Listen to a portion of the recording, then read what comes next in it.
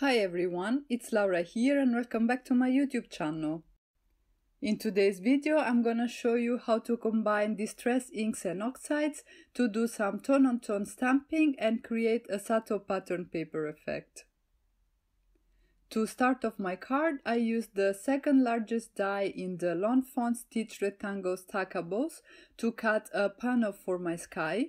And then I combined this die with the My Favorite Things Grassy Fields Dynamics to create a panel for the grass.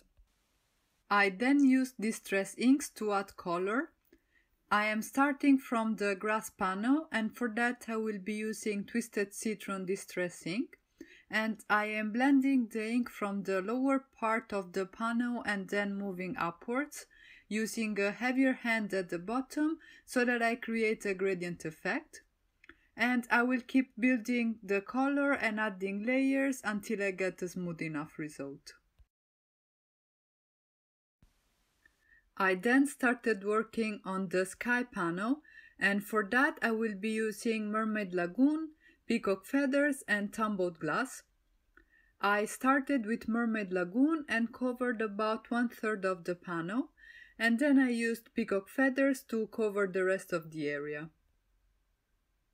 I am working on Fabriano Bristol Smooth cardstock, which usually works really nicely with Distress Inks and Oxides, but I don't know why this time around I had a bit of a harder time achieving a smooth blend. It will not be a problem in the end because I will be using a spray bottle to add some water droplets and they will draw the attention away from the imperfections in the blending. But I also decided to use Distress Ink in Tumbled Glass to smoothen out the top portion of my sky panel. Once I was done ink blending, I used my Distress sprayer to add some water droplets on my panel. I let the water reactivate the inks and then I blotted it dry with a paper towel. And to add a little bit of shimmer, I also diluted some Perfect Pearls in the color Perfect Pearl using some more water, and then I created some splatters using a paintbrush. And I repeated the same process for the grass panel as well. I then moved on and started working on my images. And for today's card, I am using the Create a Smile stamps Where Your Heart Is stamp set, and later on I will be adding some images from the Lights On stamp set, also from Create a Smile stamps. I stamped all my images on some Nina Solar White cardstock with Memento Tuxedo Black ink because I wanted to do some coloring with Spectrum Noir markers. And for today's palette, I am using the mood board that you can find on the Create a Smile Stamps blog as an inspiration. This mood board was created as inspiration for the Create a Smile Stamps challenge, and you can play along for your chance to win a €25 vouchers to the Create a Smile Stamps store. So if you would like to play along, you will find all the information on my blog, which will be linked in the description box down below. I also wanted to apologize for the audio on this video and for the ones that will come up on the next couple of weeks, because I am currently in Italy visiting my family, and so I am recording the voiceovers through my phone, and the quality might be a little bit lower than usual, but I still wanted to have some content on my channel for you guys, so I hope you'll still enjoy these videos. But coming back to the coloring, I am shading the images as if the light was coming from the top right of the screen, so that the darker areas will be those on the bottom and on the right of the images. You will find a color chart with all the markers I used on my blog, so you can visit my blog again if you want to use that as a reference. And I will now leave you with some music to enjoy the rest of the coloring, and I'll be back when it's time to start working on the card base.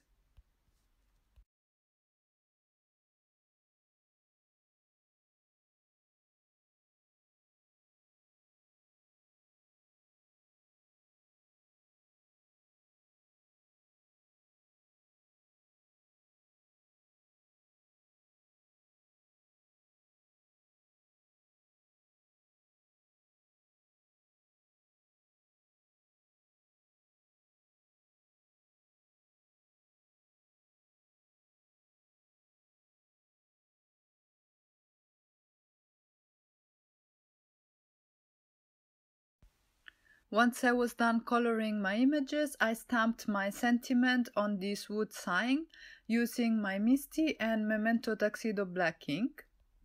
And I used one of the sayings in the Where Your Heart Is stamp set.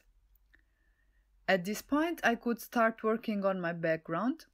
I used the largest die in the Lawn Fawn large stitched rectangle stackables set to cut some watercolor cardstock to an A2 size, and I added some color to it using Distress ink in squeezed lemonade and the ink smooshing technique. And the reason why I use this technique rather than doing ink blending is that on the one hand it is faster, and on the other hand, because the ink is diluted, the final result will be a little bit lighter, and this will play to my advantage when I will come in with my Distress Oxide in squeezed lemonade to do some tone-on-tone repeated stamping. And for this purpose, I used the strings and the lanterns in the Create a Smile Stamps Lights On stamp set. And I am also using some acrylic blocks by Studio Katia, which turned out to be just perfect for these stamps. I will be stamping them with Distress Oxide in squeezed lemonade, and I will be covering the entire panel with the images, and I am just not worrying about the center because that will be covered by the rest of the elements on my card.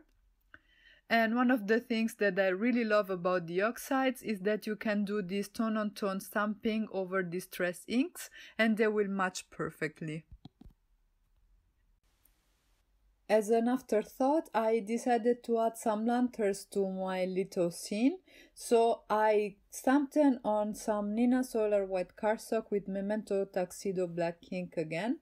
I fussy cut them and then I will color them using the same yellows I used on the rest of the card. And now I am using my Tonic Studio stamp platform and Memento Tuxedo black ink to stamp the strings on the sky so that I can hang the lanterns from the strings. And once I'm done with that, I can go ahead and start assembling my card.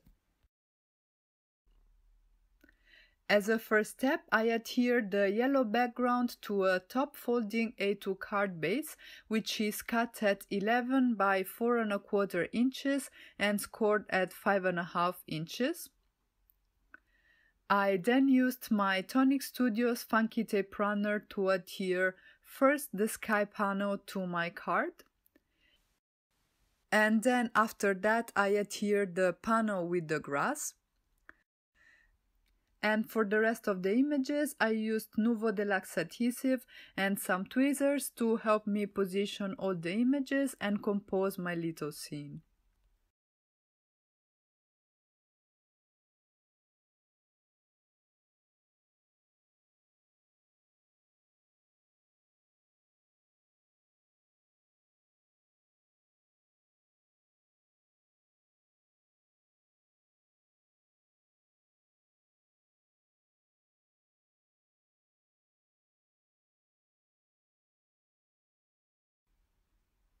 For some extra detail, I added glitter to the lanterns using my Spectrum Noir clear overlay pen.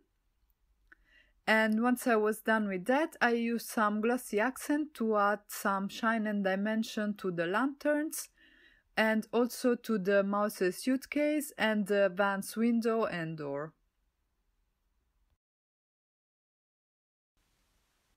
And that's it for today. If you guys enjoyed this video, please let me know in the comments below, give it a thumbs up and consider subscribing to my channel. You can visit my blog for the full list of supplies and I'll catch you guys soon with the next one. Ciao!